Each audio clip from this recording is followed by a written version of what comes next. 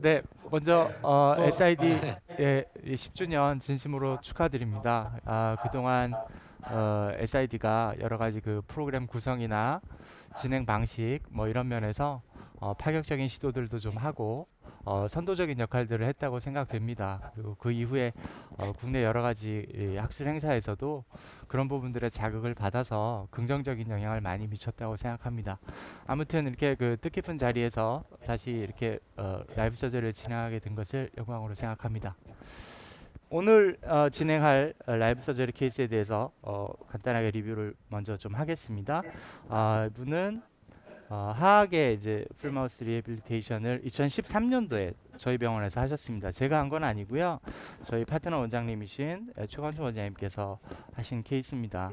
뭐 임플란트 식립 위치나 방향 이런 것을 참 잘하셨죠. 네, 다 좋은데 이쪽에서 보면 34번, 36번 이쪽에 본로스가 지금 진행이 되고 있는 것을 볼 수가 있습니다. 그래서 페리에피칼을 조합한 사진인데요. 보면 34번은 거의 호리존탈 버티컬 컴포넌트가 별로 없는 호리존탈 본로스를 한 픽처 절반 정도까지 보이고 있는 것 같고요.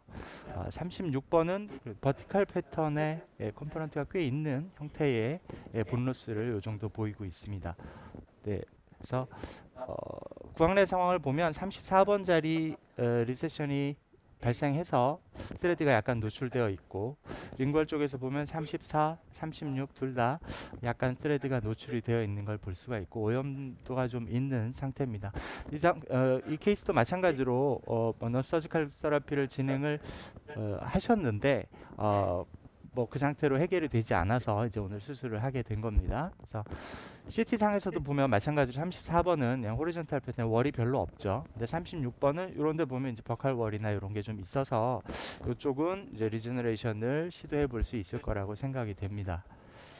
네, 그래서 정리해 보겠습니다. 그래서 오늘 라이브 서저리 내용은 34번 자리는 오픈 플랩 큐리티지를 하고요. 주로 호리존탈 컴포넌트밖에 없기 때문에 36번은 트랜스뮤코잘 GBR을 시행을 할 예정입니다. 그래서 전체 과정을 보면 상부 구조를 제거를 하고요.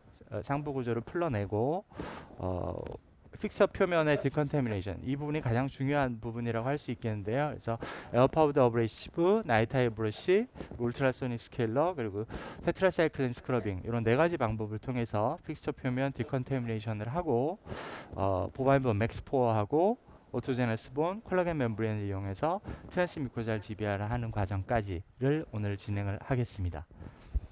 먼저 제가 상부에 이제 스크류 홀 제거하는 과정까지만 지금 해 놓은 상태입니다. 그래서 먼저 상부를 좀 풀어내겠습니다. 보십시오. 네.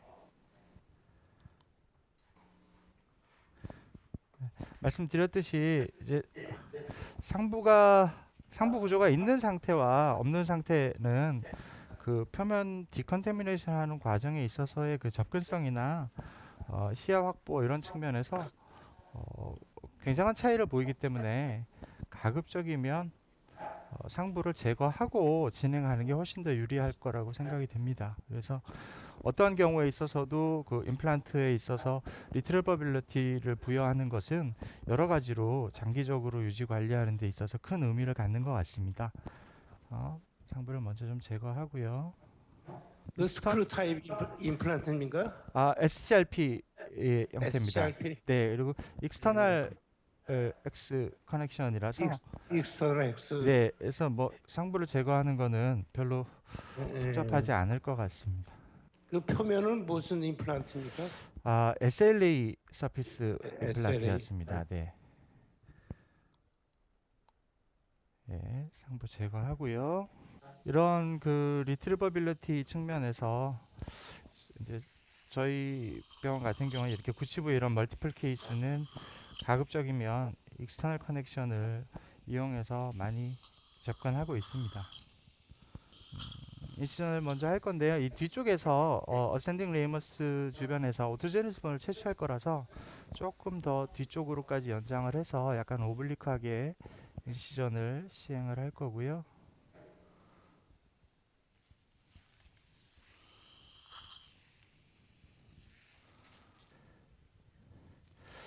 매지알 쪽에도 뮤코진 지발 정선 많이 넘어가지 않는 정도로 버티컬 엔시전을 주겠습니다.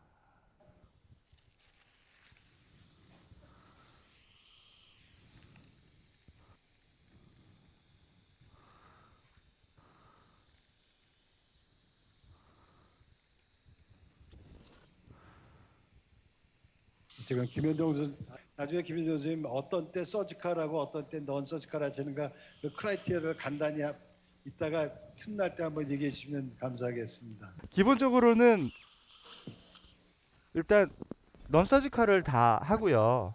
넌서지컬 하고 지금 아까 중간에 잠깐 말씀드렸듯이 본 디펙트 형태가 버티컬 컴포넌트나 호리존탈 컴포넌트가 얼마나 있는지에 따라서 버티컬 컴포넌트 그러니까 본 월이 괜찮으면 그러면 리제너레티브 어프로치를 시도를 하고요.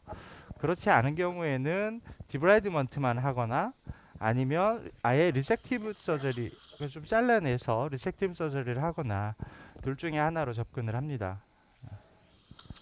이분도 수술하기 전에 넌 서지컬을 했었나요? 아, 네, 제가 한 거는 아니기는 하고요. 저희 이제 애초에 시술하셨던 저희 파트너 원장님께서 예.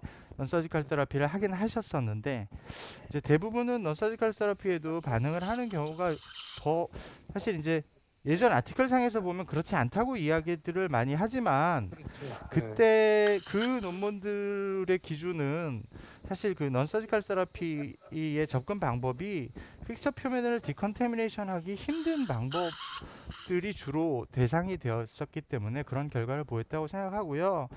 요즘 그 접근할 수 있는 새로운 방법들이 또 여러 가지가 나와 있어서 요즘은 넌서지컬 테라피로도 좋은 결과들을 많이 얻을 수 있다고는 생각합니다. 근데 항상 그런 건 아니니까요. 그렇지 못한 경우들에는 이제 이런 서지컬 어프로치를 접근을 하게 됩니다. 제가 보기에는 넌 서지컬로 일단 시도를 하고 그다음에 이밸리에이션 한 다음에 이제 반응이 안 좋은 경우가 꽤 많거든요. 그런 경우는 이게 서지컬로 네, 맞습니다. 예. 그렇게 하는 게 좀 나을 것 그렇게 같습니다. 하는데 지금 보시는 것처럼 이런 4번 요 자리 같은 경우에는 사실 버티컬 컴포넌트가 거의 없잖아요. 그래서 이런 데는 그냥 리저너티브 서저리를 하기보다는 억세스 플랩 형성하고 디컨테미네이션만 한다든가 아니면 주변 조직 절제형 수술을 하던가 하는 거고요. 이 경우에는 사실 이렇게 월이 아주 좋은 경우는 아닙니다만 6번은 이런 데 이쪽에 이제 버티컬 컴포넌트들이 꽤 있기 때문에 예, 이런 경우에는 리저너레이션을 같이 시도를 좀 하는 편입니다. 먼저 소프트 티슈, 그래듈레이션 티슈를 좀 제거를 하겠습니다. 이제 이런 자연치보다 이런 페리플란타이티스 케이스에서는 이런 리저너레이션, 이 그래듈레이션 티슈를 제거하는 거는 별로 어렵지 않은 것 같습니다. 지금도 그냥 플랩 형성만 했는데도 대부분의 그래듈레이션 티슈가 플랩에 이렇게 붙어서 딸려 나오고 있기 때문에 별로 그렇게 이 그래듈레이션 티슈를 제거하는 거는 자연치에서 플랩 큐리티즈 하는 것보다 오히려 더 좀 쉽게 할 수 있는 경우가 많은 것 같습니다.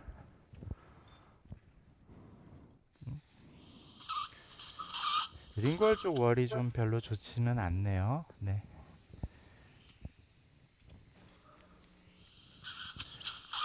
이 골면에 남아있는 이 그래듈레이션 티슈도 마저 좀 제거를 하고요. 지금 사용하시는 기구는 뭘 사용하고 요건 계시는 겁니까? 예, H 파일, 허시펠트 파일입니다. 이제 치주 수술할 때 주로 사용하는 허시펠트 파일을 이용해서 작은 글래듈레이션 티슈 제거하고 할 때 용이해서 많이 사용합니다. 저는 여태까지 솔직히 말씀드리면 저 파일을 이용했으면 한 번도 안 해보고 저는 그냥 메탈 큐렛을 갖다 쭉 사용했었는데요. 큐렛하고 장점이 뭡니까? 그 파일을 사용하는 게요. 이게 골면에 찐득하게 붙어 있거나 한 것들 제거할 때는 훨씬 더 편하게 쓸 수 있는 것 같습니다. 예, 이런 것들은 사실 지금 제가 하고 있는 이런 부분들은 큐렛만으로 제거하기가 쉽지 않은데 그런 섬세하게 좀 더 그런 작게 붙어 있는 부분들 이런 거 제거하기는 더 유리한 것 같습니다.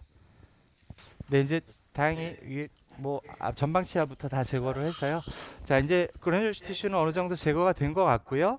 이제 픽처 표면의 디컨타미네이션 과정을 시행을 하겠습니다. 이 부분이 이제 오늘 전체 과정에서 가장 중요한 과정이라고 할 수 있겠는데요. 문제는 이제 어떤 방법도 그 한 가지 방법으로 이 픽처 표면에 오염된 것을 100% 제거할 수 있는 방법은 없다고 생각합니다. 그래서 여러 가지 방법을 복합적으로 사용하는 것이 좋다고 생각하는데, 그래서 제가 오늘 사용할 방법은 에어 파우더 어브레이시브하고 나이트 아이 브러쉬, 턴 내려주세요. 네, 나이트 아이 브러쉬, 그리고 울트라소닉 스케일러, 그리고 테트라사이클린 스크러빙, 이렇게 시행을 할 겁니다. 그래서 첫 번째가 요 보이시나요? 요 에어 파우더 어브레이시브입니다. 요거는 EMS사에서 나오는 에어플로우라는 제품인데요. 전체 제가 주로 사용하는 그 네 가지 방법 중에서 사실은 이 에어 파우더 어브레이시브를 사용하는 과정이 제일 중요하다고 생각합니다. 그 안에 이 파우더가 있죠? 네, 지금 이런 식으로 제거를 하는데요. 왜냐면 이제 말씀드렸듯이 어떤 방법도 완벽하게 제거를 할 수는 없지만 전체 오염된 표면 대비 클리닝 할 수 있는 표면의 퍼센티지, 뭐 클리닝 이피션시를 봤을 때는 이 에어 파우더 어브레이시브가 가장 좋다고 생각합니다. 그래서 이 과정이 제일 중요한 것 같고요. 이제 그 제조사의 레코멘데이션을 보면 보통 한 3, 4mm 정도 떨어져서 뭐 직각으로 하지 말라고 이야기를 하는데, 자이언츠에서는 그게 맞겠습니다만 임플란트에서는 사실 중요한 게 이 트레드의 밑면, 그러니까 에이피칼 인클라인을 제거하기가 제일 어렵기 때문에 이걸 비스듬하게 접근시켜서는 그쪽을 디브라이드먼트를 할 수가 없어서 그냥 가급적이면 직각으로, 또 직각으로 해도 스레드와 만나는 부분은 오블릭하게 만날 수밖에 없기 때문에 예, 직각으로 접근하는 것이 맞다고 생각합니다. 이때는. 그래서 그거를 이게 지금 같은 경우에는 월이 별로 없기 때문에 직각으로 접근하기가 좋지만, 이런 부분 여기 섹션 해주세요. 네. 이런 부분은 사실 접근성이 좀 떨어질 수밖에 없기 때문에 트레드의 에피칼 부분의 클리닝 에피션시는 좀 떨어질 수밖에 없을 것 같아요. 네. 거기 지금 파우더가 뭘 쓰시죠? 네, 이제 그 파우더 부분도 사실 이게 이제 여러 가지 이제 회사별로 다 다르니까 어떤 파우더를 쓰고 있는지에 대해서도 간단하게는 알아야 될 것 같습니다. 그래서 지금 이 회사가 이 제품 같은 경우는 에리스리톨이라는 파우더를 사용을 합니다. 그래서 일반적으로 이제 지금 시중에 나와 있는 이 에어 파우더 어브레이시브의 그 파우더 종류들을 보면 보통 한 3-4가지 정도를 사용을 하는 것 같습니다. 그래서 뭐 칼슘 카보네이트, 뭐 소듐 바이카보네이트, 뭐 글라이신, 그리고 에리스리톨, 요 정도라고 보여지는데요. 칼슘 카보네이트 같은 경우에는 글쎄요, 제 기준에는 칼슘 카보네이트는 굉장히 뭐 헤비 스테인을 제거하고 하는 데 있어서도 용이하고 한 장점은 있습니다만 너무 연마력이 강해서 에나멜 표면에도 오랫동안 적용을 시키면 에나멜 표면도 러프니스를 유발해서 칼슘 카보네이트를 사용하는 건 좀 조심스럽다고 생각되고요. 또 칼슘 카보네이트 같은 경우에는 솔루블 하지가 않습니다. 솔루빌리티가 없어서 이런 오픈 플랩 파는 데 있어서 사용하면 픽처 표면에도 남고 서지컬 필드에 그 잔사들이 남아서 이런 경우에도 사용하기가 어렵고, 그래서 칼슘 카보네이트는 조금 조심스럽다고 생각되고요. 제일 많이 사용하는 게 이제 소듐 바이카보네이트 종류인데, 소듐 바이카보네이트는 주로 수프라 클리닝용으로 사용을 하죠. 그래서 수프라 클리닝용도 에나멜 층에는 괜찮지만 덴틴이나 시멘툼 층에는 위해할 수가 있기 때문에 그런 쪽은 좀 조심해서 사용을 해야 되고요.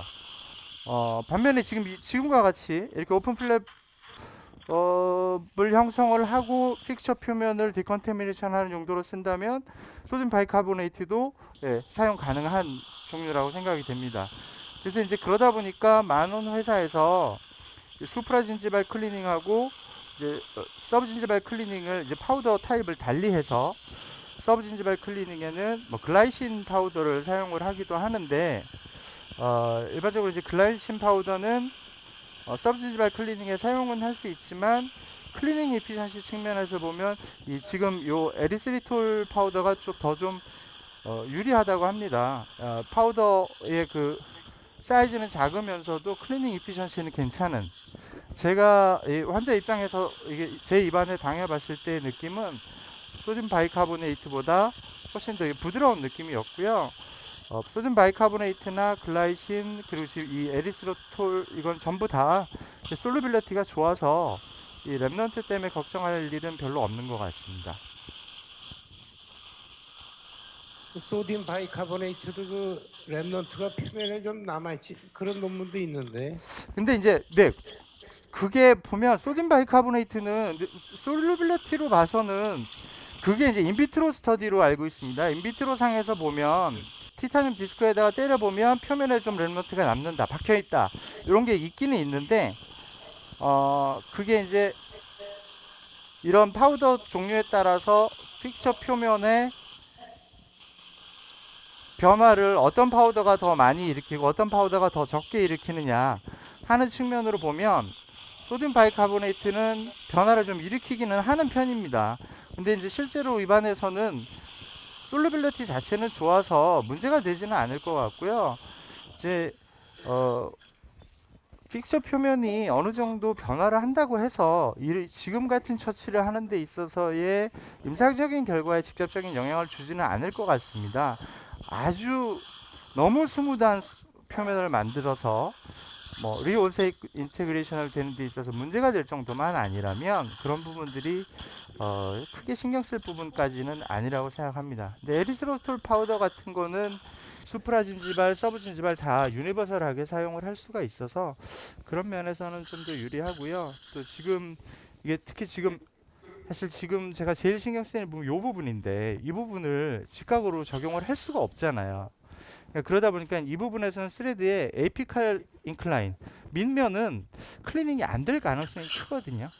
그래서 지금 이 EMS 같은 경우에는 이제 에어플로우하고 페리어플로우는 직각으로 적용을 할 수 있는 구조로 만들긴 했습니다만 그거는 이런 오픈 플랩 상태에서는 작용을 하지 않기 때문에 넌 서지컬로 접근할 때는 그런 페리어플로우를 사용하는 것이 좀 도움이 될 수는 있을 것 같습니다. 근데 지금 같은 경우에는 어느 정도 한쪽이 막혀 있어서 거길 치고 나오는 와류를 형성하면서 표면을 클리닝하는 거기 때문에 지금은 페리어플로우를 사용할 수 있는 경우는 아니고요. 글라이신으로 하면 무슨 단점이 있나요? 글라이신은 단점 그러니까 글라이신은 서브 진지발 클리닝용으로는 괜찮기는 한데 글라이신의 단점이라고 하면 클리닝 이피션시가 조금 떨어진다는 겁니다. 그렇죠. 예, 그래서 뭐 문제될 정도는 아닐 수 있겠습니다만 문제될 정도는 아닐 수 있겠습니다만 이 에리스로톨이나 이런 거랑 비교하면 클리닝 이피션시는 좀 떨어진다고 이제 스터디 결과들을 보면 그런 리포트들을 하고 있습니다. 네, 다음은 이제 저 에어파우더 어브레시브를 얼마나 적용할 것인가 하는 거는 사실 뭐 스터디들마다 뭐 5초, 7초, 15초, 30초 뭐 워낙에 얘기가 다양한데 제조사별로 다 다르고 그 출력에 따라서 다르기 때문에 비주얼 인스펙션을 해서 어느 정도 좀 정리가 됐다 싶을 때까지 하는 수밖에 없을 것 같고요. 그 다음에 제가 사용하려고 하는 게 요 나이타이 브러쉬입니다. 그래서 이런 브러쉬 형태로 표면을 다시 한번 정리를 할 겁니다. 그래서 지금 보통 제조사에서 이야기하는 것이 한 600에서 1200 rpm 정도를 사용하라고 합니다. 그래서 지금 저는 보통 한 600 rpm으로 사용하는데 이렇게 좀 방사형으로 나와 있어서 그 픽처 내면까지 좀 청소할 수 있도록 하기 위해서 디자인한 브러쉬입니다.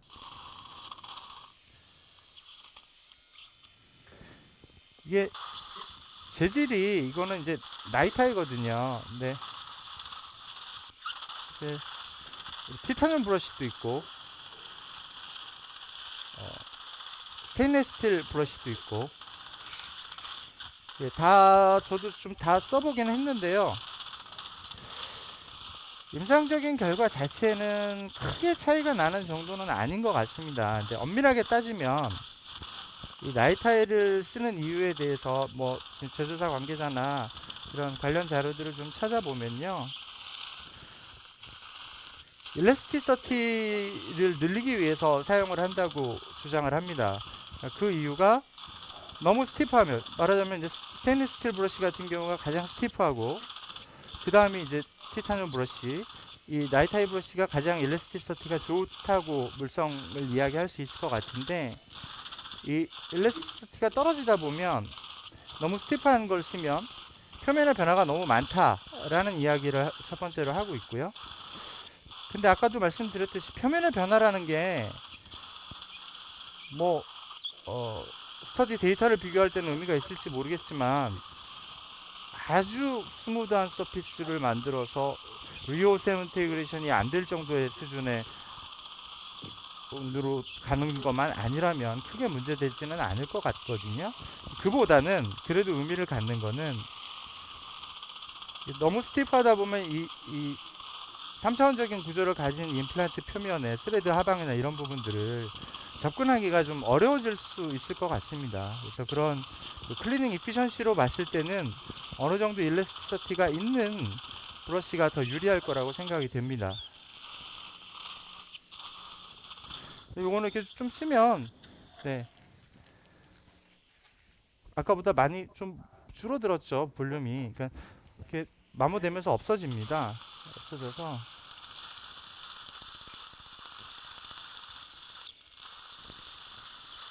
그게 마모되는 게 아니라 꼬여서 작아지는 거 아닙니까? 마모도 많이 됩니다. 네, 그래서 예를 들어서 저 예전엔 요거를 이제 급해서 그냥 일반 저 유니체어의 컨트라앵글에다가 연결해가지고 써본 적이 있는데요. 이 감속 엔진에다 안 쓰고 그냥 일반 컨트라앵글에다가 써버리면 뭐 한 3, 4초면 후루룩 다 없어져 버립니다. 그래서 이리게이션도 충분히 해야 되고 RPM도 너무 많이, 그러니까 1200 넘지 않게 하라고 추천을 하고 있는 걸로 알고 있습니다.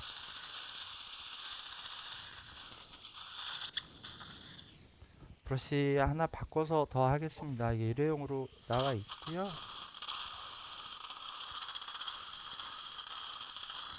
네, 여기까지 해서 브러쉬 사용하고요. 네. 네. 그 다음에 이제 울트라소닉 스케일러를 사용하려고 합니다.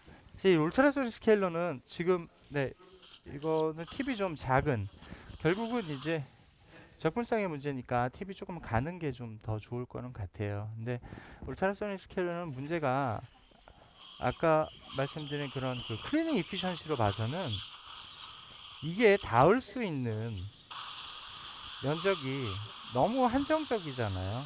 전체 표면에 뭐 반도 안 닿을 거라서 그렇긴 합니다만, 이 그 스레드의 에피칼 인클라인 쪽에 한 번 더 정리한다라는 느낌으로 사용을 합니다. 그래서 그러니까 아까 말씀드린 그 클리닝 이피션시로 봐서는, 그러니까 면적 제거할 수 있는 면적을 비교하는 클리닝 이피션시로 봐서는 제일 떨어질 거고요. 그런 어브레이시브 포텐시, 클리닝 하는 면적에 대해서 얼마나 잘 제거를 하느냐, 내지는 표면 변화가 얼마나 많냐로 따지면 이 울트라소닉 스케일러가 제일 많을 수밖에 없을 것 같습니다. 그래서 그냥 제가 혼자 나름 고민해서 지금 사용하고 있는 그 순서가, 지금 보면 에어파우더 어브레이시브 먼저 쓰고 나이타이 브러쉬 쓰고 지금 이 울트라소닉 스케일러 사용하는 거거든요. 클리닝 이피션시가 좋은 걸 먼저 쓰고, 그러니까 넓은 면적을 부드럽게 제거할 수 있는 것들을 먼저 쓰고, 그 다음에 포텐시가 높은 쪽으로 가는 순서가 맞지 않을까, 그냥 저 혼자 그려본 생각입니다. 뭐 어디서 뭐 스터디 결과가 나와 있거나 한 건 아니라서 저도 뭐 그게 맞다 틀리다를 말씀드릴 수 있는 내용은 아닙니다만, 그냥 처음부터 너무 급격한 표면 변화를 만들어 버리면 그 다음에는 클리닝 이피션시가 좋은 걸 써도 제거하지 못하는 부분들이 혹시 남지 않을까라는 생각 때문에 그렇게 사용을 하고 있습니다. 네, 김현석 그 순서와 관련해서 아까 저번 플랩 열었을 때 보니까는 일반적으로 저 페리 임플란티스가 있는 임플란트 표면이 아니라 저거 혹시 한번 그 전에 루트 플래닝 같이 한번 한 거 아닙니까? 네네, 스킬을. 넌서지컬 세라피를 했습니다. 예, 하기는 그러면은- 했는데 네, 예, 넌서지컬 했을 때 캐비트로 썼을 거 아니에요 이미. 네, 표면이 그렇게 아주 오염도가 심한 편은 아니었습니다. 그러니까 근데 넌서지컬 그때 세라피를 하긴 했었기 때문에. 근데 그래도 이제 이런 그 염증 진행 양상이 완전히 잡히질 않아서 네, 근데 김현석 선수께서 저 캐비트를 맨 마지막에 쓰신다는 게 네, 표면이 이제 SLA 표면이 이렇게 라프한 걸 갖다가 쭈그러뜨릴까봐 지금 캐비트로 맨 마지막에 쓰시는 거 아니에요? 그렇죠. 예, 너무 많이 처음부터 찌그러뜨려 놓고 그 다음에 에어파우더 어브레시브나 이런 걸 사용하면 그 다음 과정의 포텐시도 안 좋아지지 않을까라는 생각 때문에 네, 여러분들 무슨 말인지 아시겠죠? 저 SLA 서페이스가 너무 라프하니까는 캐비트로 먼저 이렇게 하고 나면 그 라프한 서페이스 마이크로 라프니스가 뭉개져 버려서 저런 파우더가 안 들어가지 않을까 해서 저 캐비트를 맨 나중에 쓰신대요. 근데 제가 물어보고 싶은 거는 이미 그 전에 캐비트를 넌서지컬 할 때 했으면은 좀 이렇게 뭉개질 건 다 뭉개졌을 아, 거라고 네, 네, 생각해요. 네, 그래서 그리고 네, 우리가 일반적으로 이걸 플랩을 열었을 때 지저분한 게 많잖아요. 네, 그러니까 아, 저는 개인적으로는 그냥 큐레스를 이렇게 대충 없애고 저는 먼저 캐비트를 먼저 쓰거든요. 그래서 네, 시야를 확보하고 나서 저런 애들을 쓰는데 순서가 저하고 좀 다르길래 여쭤본 거예요. 네, 네. 근데 그 전에 이제 넌서지컬 테라피는 제가 한 게 아니라서 구체적으로 이제 어떤 기구를 어떻게 쓰셨는지는 제가 정확하게는 잘 모르겠습니다. 근데 네, 어, 넌서지컬 테라피로 울트라소닉 스케일러를 적용할 때는 이 디펙트 베이스까지 적용하기는 또 쉽지 않아서 네, 그쪽은 그래도 네, 저는 이제 제가 어, 말씀드린 그 프로토콜이 더 유리하지 않을까 저는 그렇게 개념을 잡고 있습니다. 그 다음에 이제 테트라사이클린 젤 스크러빙을 하려고 합니다. 그래서 이게 지금 테트라사이클린 캡슐 2개하고 이 코튼 펠렛 이용해서 이렇게 젤처럼 만들어서 표면을 스크러빙을 하려고 합니다. 어, 일반적으로 테트라사이클린 솔루션을 만들 때는 보통 농도를 한 50mg per 밀리리터. 그러니까 셀라인 10cc에 캡슐 2개 까는 네, 그런 형태로 저 많이 사용합니다. 근데 지금은 이제 이리게이션용으로 쓸 게 아니고 표면을 스크러빙 할 거라서 이런 젤 정도의 성상으로 만들어서 표면을 이렇게 그냥 약간 문지르듯이 스크러빙을 합니다. 그래서 이게 이 테트라사이클린이나 이제 스터디상에서도 보면 테트라사이클린이나 시트릭 엑시드를 적용한 것이 결과가 더 좋다고 이야기를 하고 있습니다. 근데 정확한 그 효과의 정확한 메커니즘에 대해서는 사실 뭐 명확하게 이야기하고 있는 사람이 없는 것 같거든요. 근데 자연치에서 사용하던 그런 경험들을 바탕으로 이제 사용을 하고 있는 거는 같아요. 그래서 기본적으로는 남아있는 뭐 박테리아 엔도톡신이나 이런 것들을 제거하는 목적이다 정도로 저는 이해를 하고 있습니다. 요거는 적용하는 시간을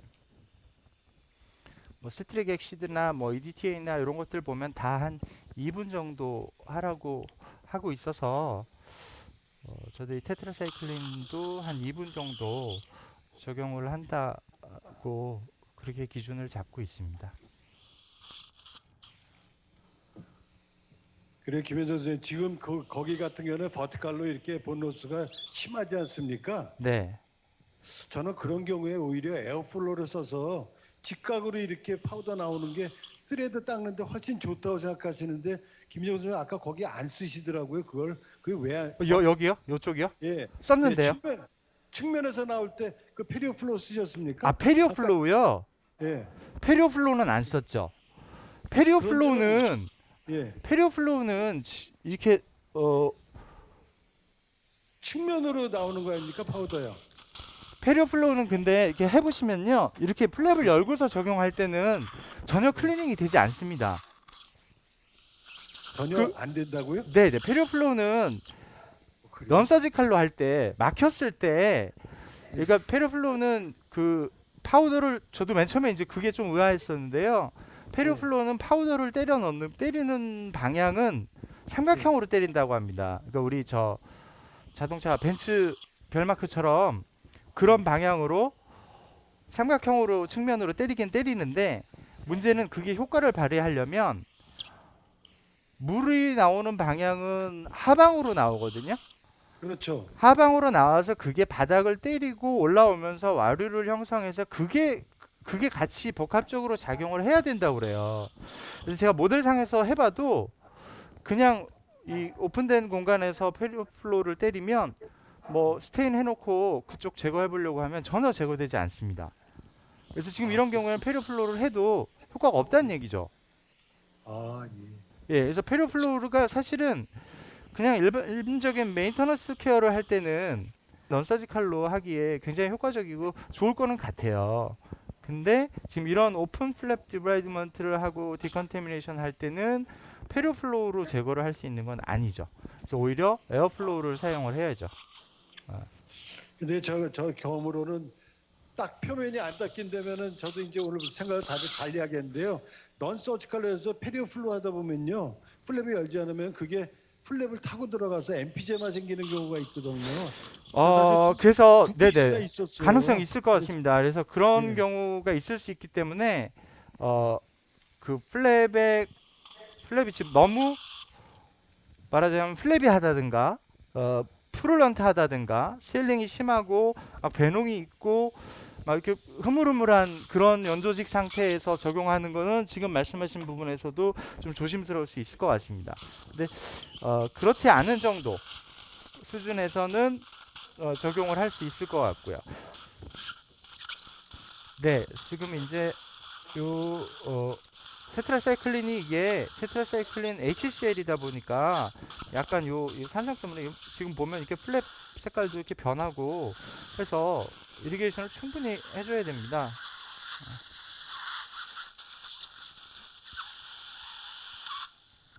저기를 닦는 막간을 이용해서 제가 그 조교동 교수님이나 그 김현정 선생님한테 여쭙고 싶은데요. 여러분들 이런 거 페리 임플란트 치료하는데 어떤 선생님 보면 그 임플란트 표면 연락에 가시는 분들이 있지 않습니까?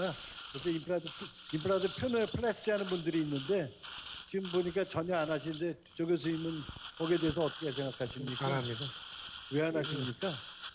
그게 큰 의미가 없고요. 90년대 좀 몇 케이스 해봤어요. 근데 최근에 안 합니다. 그리고 또 플래트닝 한다고 이제 막 갈아내거든 바로. 전월에 보면 옛날 전월 보면 이렇게 나와야 될까. 그러면 거기에 얇아져 갖고 그렇죠. 나중에 뚝 부러져요.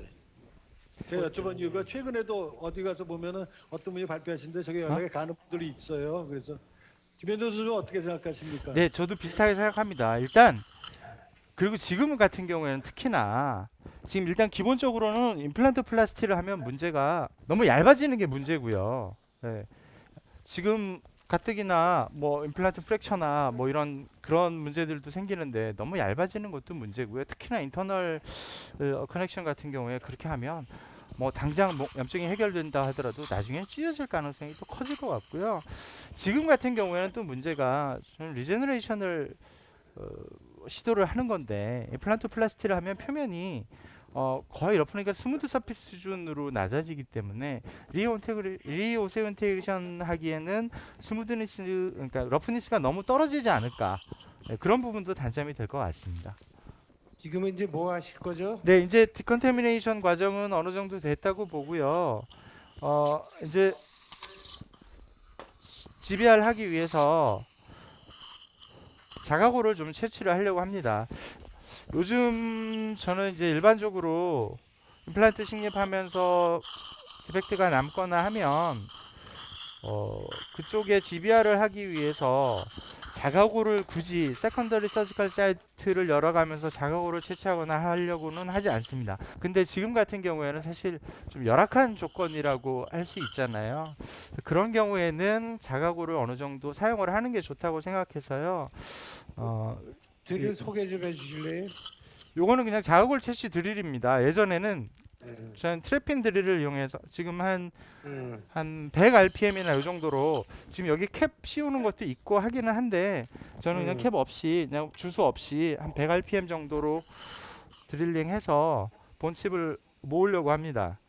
그래서 이런 페리임플란타이티스의 리저너레이티브 서저리를 할 때는 가급적이면 자가골을 좀 쓰려고 하는 편입니다. 그래서 예전에는 트래핀으로 많이 모았었는데 트래핀으로 따내고 네, 지금 보면 이렇게 네.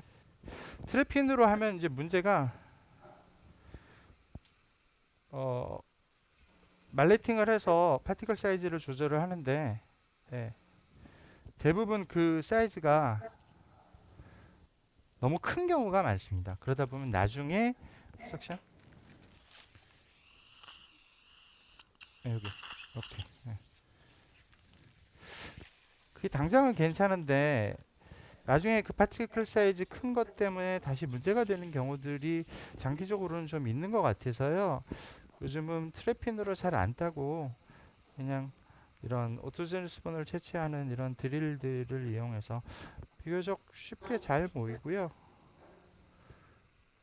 파티클 사이즈도 괜찮은 것 같아서 이런 형태로 주로 사용을 합니다.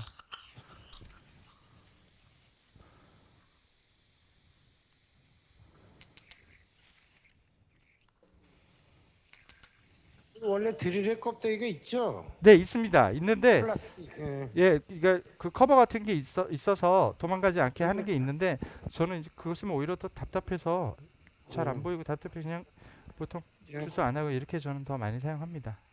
저 드릴이 본 컬렉터인가 그거 아닌가요?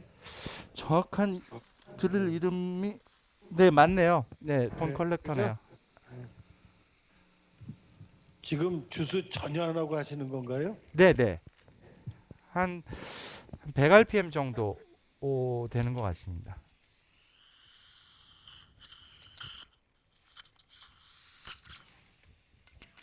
이런 마이너한 디펙트는 옛날에 뭐 트래핑으로 하고 이래 그렇게 안 합니다. 그냥 심플하고 그냥 이렇게 하면 저 정도 디펙트는 많이 커버가 되죠. 리트로몰라 패드 쪽에서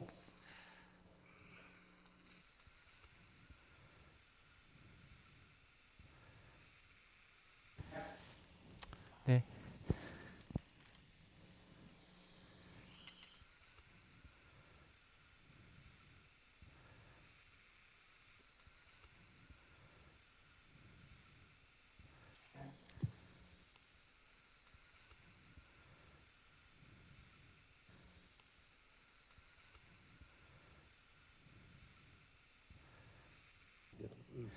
이제 GBR을 할 거라서 콜라겐 멤브레인 트리밍을 먼저 하겠습니다. 이제 본을 다 채워 놓고 이제 그때 콜라겐 멤브레인 트리밍 하고 있으면 본 다 또 쓰러지니까요. 그래서 본 채우기 전에 어느 정도 콜라겐 멤브레인 어댑테이션 되는 부분들을 확인을 하고 네, 이 정도면 괜찮을 것 같아요. 네, 이제 그 가운데 구멍을 뚫어야죠, 이제. 그래서 멤브레인은 뭐죠?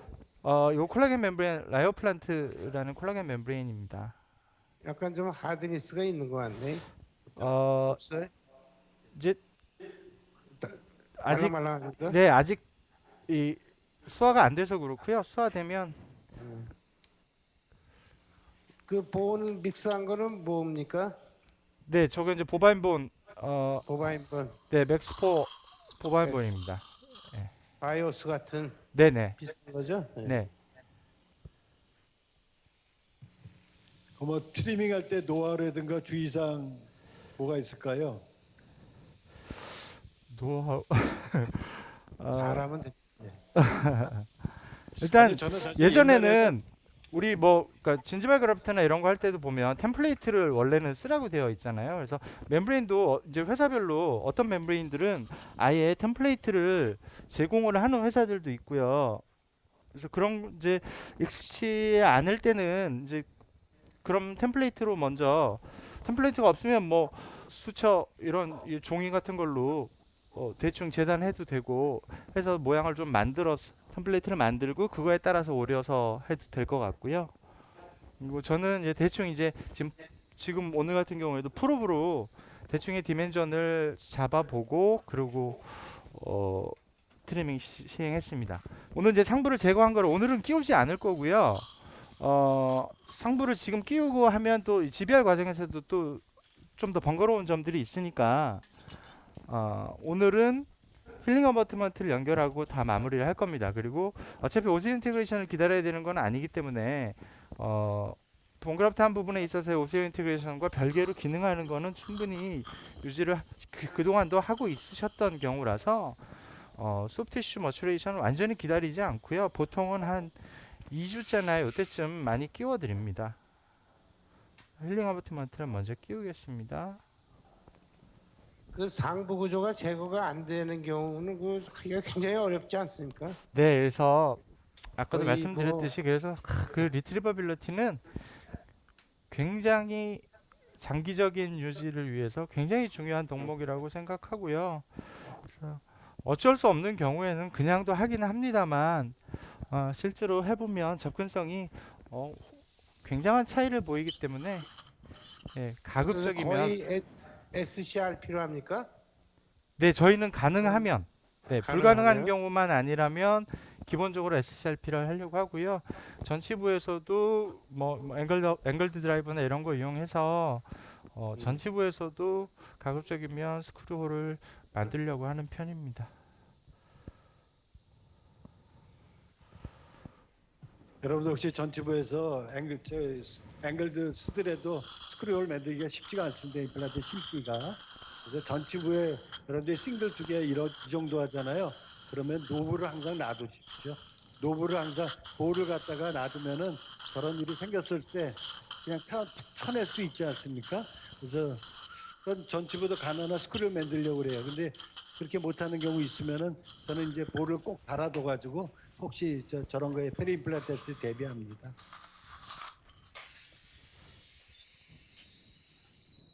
지금 이게 아주 아까 그 자가오라고 맥스포어 모바일폰 지금 섞은 상태고요.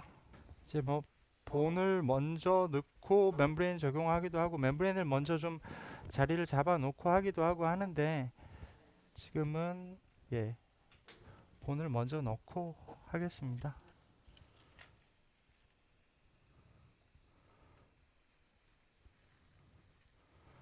이게 결국은 제일 중요한 거는 표면의 디컨테미네이션이 얼마나 철저하게 되느냐 하는 부분이기 때문에 그러니까 여러 가지 방법을 내가 할 수 있는 여러 가지 방법을 다 동원하는 게 제일 중요한 포인트인 것 같습니다. 그래서 뭐 말하자면 뭐 우리 에이즈 치료나 이런 거 할 때 칵테일 요법 하듯이 칵테일 요법 하는 거고요. 뭐 우리 김도영 선생님 말씀 표현 빌리면 뭐 페림플란타이티스는 이제 폭탄주 요법을 써야 된다고 여러 가지 섞어서 때려 넣어야 된다. 또 그렇게 표현도 하시고 하시던데 뭐 동의합니다. 그래서 여러 가지 하나의 방법으로 완전히 해결하기가 워낙에 힘들고 아직 그걸로 확실하게 프로브할 수 있는 방법이 있는 게 아니기 때문에 여러 가지 방법을 같이 동원할 수밖에 없다고 생각됩니다. 자연체에서는 이걸 우리가 루트 플랜이라고 그러죠. 근데 임플란트는 루트가 아니니까요. 근데 이 루트가 평평하지 갖고 나사로 돼 있으니까 힘든 거예요. 그래서 온갖 방법을 다 해갖고 그냥 자기 만족으로 열심히 하는 거죠. 지금 이제 버칼 쪽은 월이 참 이게 양면성을 가지는 게 월이 좋으면 본을 넣긴 좋지만 이 월의 각도와 그 월의 그 프록시미티에 따라서 가까울수록 이제 디컨테미네이션 하기는 어렵고 지금 그런 경우인 것 같습니다. 이 버칼 월은 좋지만 접근성은 좀 떨어지고요. 링구얼 쪽은 월이 없어서 디컨테미네이션 하기는 좋은데 이제 본그라프트를 쌓아 올리기는 좀 불편하고, 그래서 지금 이렇게 홀이 조금 작은데요. 조금 작은 것 같아도 콜라겐 멤브레인은 이렇게 수화된 상태에서는 끼워 넣으면 들어가니까 네, 이렇게 끼워 넣습니다. 네. 그래서 버컬은 지금 본그라프트 머티리얼을 다 채워 넣은 상태고요. 링구얼은 이렇게 좀 조금 더 안정성을 위해서 이렇게 집어넣어 놓고 이 상태에서 조금 더 넣고 마무리하겠습니다. 그 만약에 월이 좀 충분히 있다면 네. 멤브레인을 꼭 써야 됩니까? 그 확률적인 문제인 것 같습니다. 네, 안 써도 유지되는 경우가 분명히 있긴 한데, 말씀하셨듯이 이제 페림플란타이티스 환자분들 사실 이게 뭐 치과 의사들이 죄의식을 가질 문제는 아니지만 그래도 어쨌든 환자분들 입장에서는 임플란트 하고 했는데 또 고생하고 이러시는 부분도 있고 한데, 이거를 가급적이면 뭔가 내가 이렇게 서지컬 어프로치를 할 때 확률 높은 방법으로 가는 게 맞다고 생각합니다. 그래서 이렇게 리저너티브 어프로치를 할 때는 그냥 본만 넣기보다는 멤브레인을 같이 쓰는 거를 저는 더 선호합니다. 그다음에 디컨타미네이션에 이제 저널 보면 레이저 같은 게 많이 나오잖아요. 네, 네, 네. 예, 레이저 사용에 대해서 혹시, 왜냐면 여기 원장님들 중에 레이저 갖고 계신 분들이 좀 있을 것 같아요. 네, 이게 저는 그건 어떻게 생각하세요? 레이저는 어떻게 보면 모르겠는데 제가 이제 그쪽에서 약간 선입견이나 이제 편협한 시각을 가지고 있는지는 모르겠습니다만, 레이저는 그러니까 급성 증상을 좀 가라앉히고 디스인펙션 하는 데 있어서는 좀 도움이 될지 모르지만, 표면의 디컨테미네이션이라는 측면에서 보면 레이저로 장기적인 안정성을 얻을 수 있는 수준의 디컨테미네이션을 확보하기는 굉장히 어렵다고 저는 생각합니다. 그래서 그거는 네, 저는 별로 사용 안 하고 있습니다. 별로가 아니라 예. 저도 같은 생각인데 조금 더 저널에 이게 자꾸 나오니까. 네, 이제 스쳐하고 마무리하겠습니다. 네. 지금 네, 보시면 이렇게 콜라겐 멤브레인 안쪽까지 이렇게 지금 덮어 놓은 상태고요.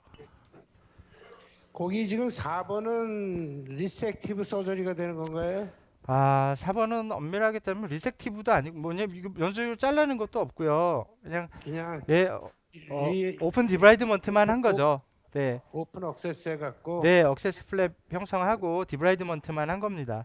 여기는 그러니까 리제너레이션을 시도하기에는 월이 안 좋고, 잘라내기에는 뭐 주변 그 뮤코진 지발 정션이나 이런 위치로 봤을 때도 막 왕창 잘라내기에는 좀 이렇게 여유 있는 편이 아니라서 그냥 요 정도로 해서 인플라메이션 컨트롤만 될 수 있으면 좋겠다 정도로 기대를 하고 리섹티브 진행합니다. 서저리로 표현하기엔 좀 그렇죠. 네, 오픈 억세스 서저리, 예? 네, 그렇게 네. 얘기하. 그게 맞을 것 그다음에 같습니다. 네. 뒤에 거는 네.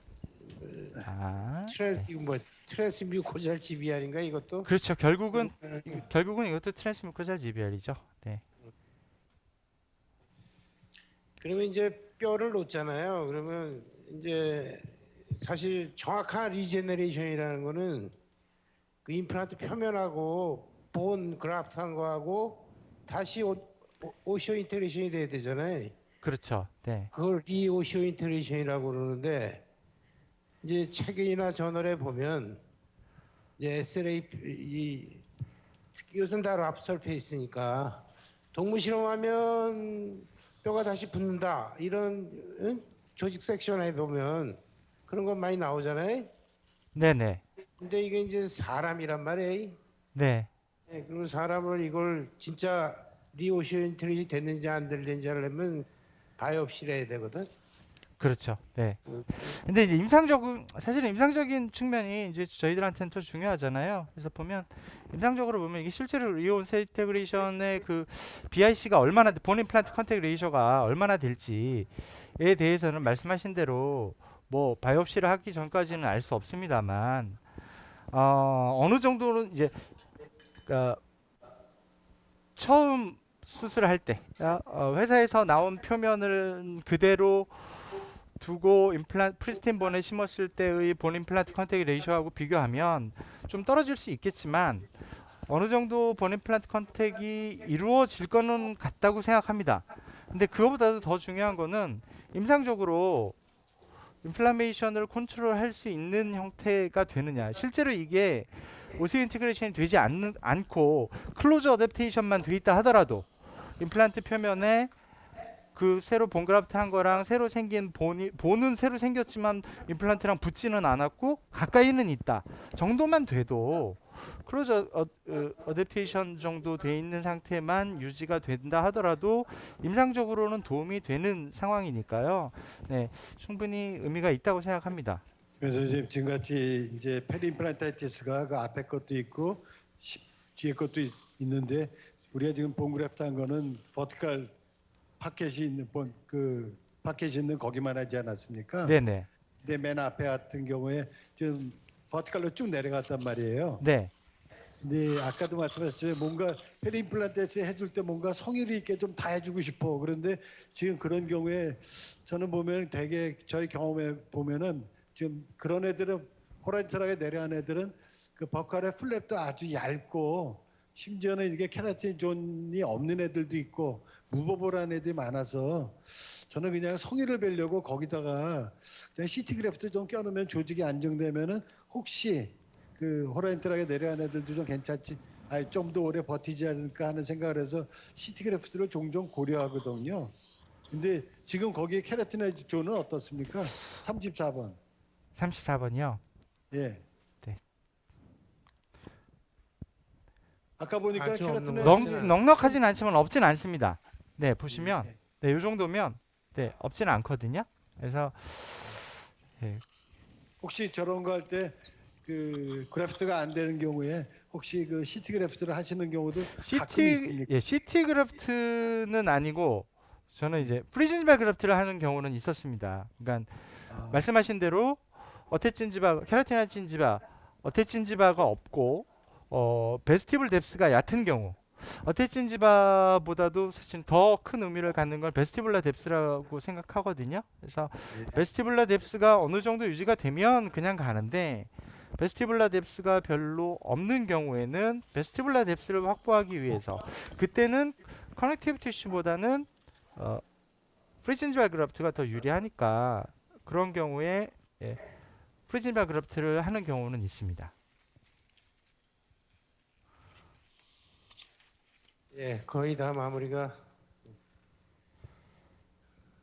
분명히 동물 실험에서는 SLA 표면 리오시온이 이럴 가능성이 있다고 돼 있는데요.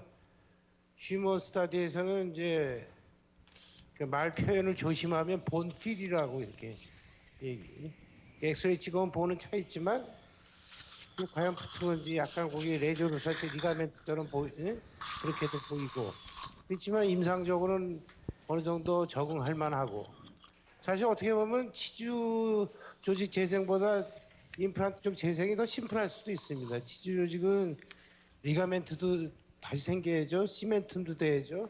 이거는 그냥 본만 생기면 되거든. 그래서 실제로 이런 종류의 수술들을 해보면 대부분은 그래도 안정적이신 경우가 많은데 100%는 아닙니다. 그래서 뭐 다시 또 그렇지, 조금 그렇죠. 진행이 되시는 분도 있고 모르겠습니다. 이제 그 차이가 어디에서 오는지 왜 비슷한 프로토콜을 해도 어떤 경우에는 본필도 잘 생기고 잘 유지가 되는데 어떤 경우에는 또 인플라메이션이 생길까 정확하게 그걸 이제 예측하기는 좀 힘들겠습니다만 어쨌든 뭔가 그 디컨태미네이션 과정에서의 문제나 이런 부분들이 제일 크게 작용을 하지 않을까라고 생각을 해서 임상적으로 그 대세를 좌우할 큰 변화가 아니더라도 조금씩 더 유리한 방법들의 조합을 찾아가는 것이 의미가 있을 거라고 생각합니다. 뭐 오늘 이제 수술은 마무리가 된 것 같습니다. 다시 강조해서 말씀드리지만 결국은 중요한 거는 픽스처 표면의 디컨태미네이션을 어떻게 하느냐 하는 것이 가장 중요한 방법이라고 생각하고요. 제 경우에는 거기에 가장 그 클리닝 이피션시가 좋다고 생각되는 조합이 지금 오늘 저는 네 가지를 썼습니다만 그 중에서 메인으로 작용하는 건 사실 에어 파우더 어브레시브하고 브러쉬 종류라고 생각하거든요.